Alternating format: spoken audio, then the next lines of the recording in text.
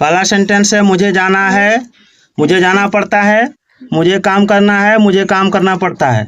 इस तरह का सेंटेंस बनाने आता है? नहीं बना सकता। कैसे बनेगा? तो इसका स्ट्रक्चर हम यहाँ बना के रखे हैं, देखो। तो टॉपिक क्या है? टॉपिक है use of infinitive with verb to have, यानी टू हैव का प्रयोग सीखेंगे। किसका प्रयोग सीखेंगे? टू हैव का। ठीक है। अब टू हैव कैसे बनेगा? सो देखो, पहले स्ट्रक्चर जान लो इसका।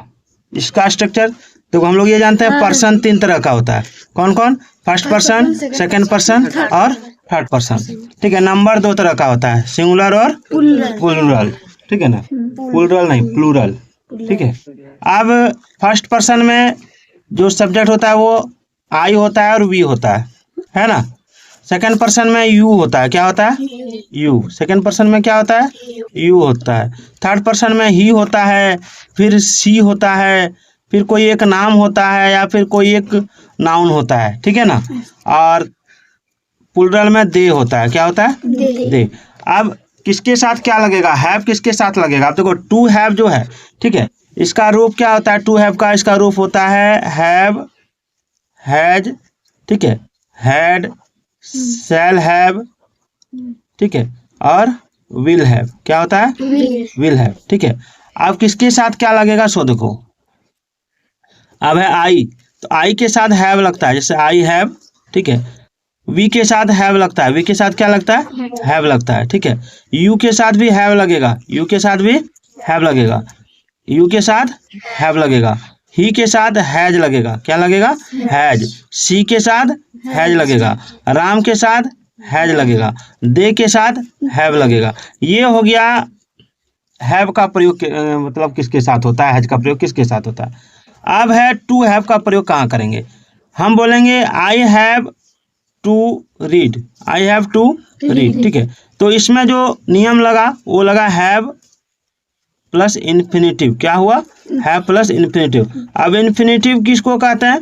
तो जब भारों का प्रयोग टू के साथ करते हैं, two plus read, two plus right, ठीक है, टू प्लस जंप। ठीक है।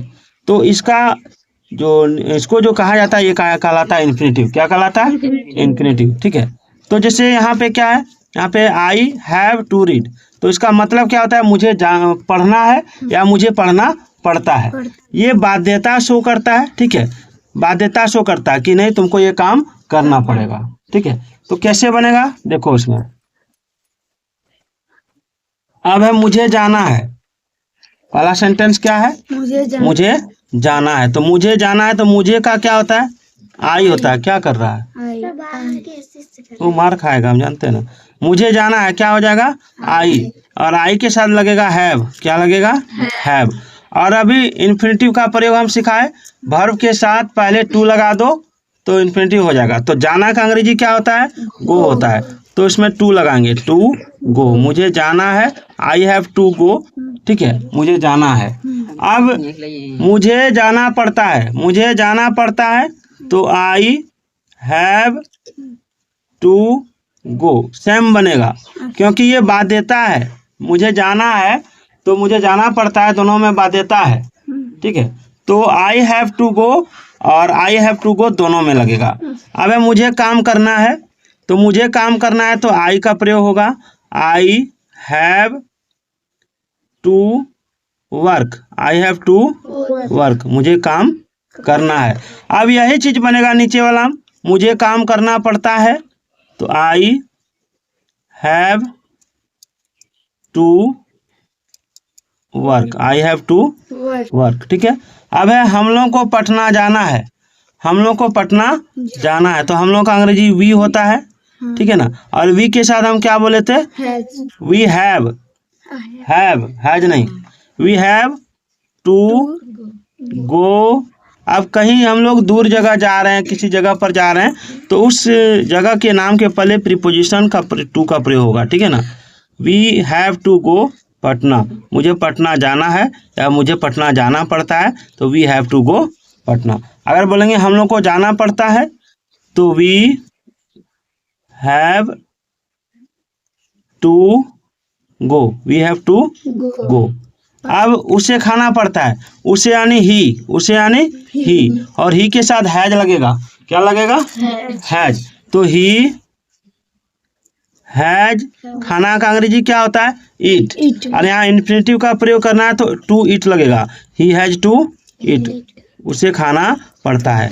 अब हम लोग को दौड़ना है, तो वी हैव टू रन।